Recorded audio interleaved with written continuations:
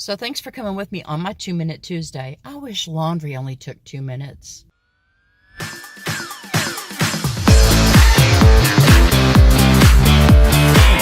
So today's tip for laundry is Google Maps. Pull up your Google Map app, type in laundromats near me, and then a map will come up showing all of the laundromats in your area.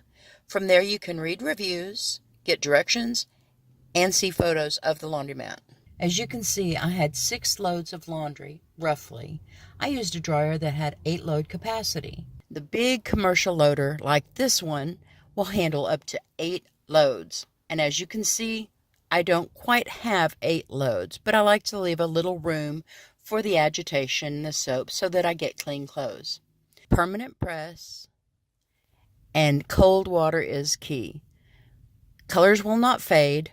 Look for the largest dryers and always ask the locals. If there is someone there that comes often, ask which ones do you tend to use.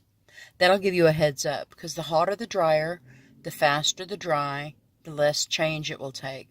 Some of the dryers that I've come across will take $2.25 just to dry a load of towels.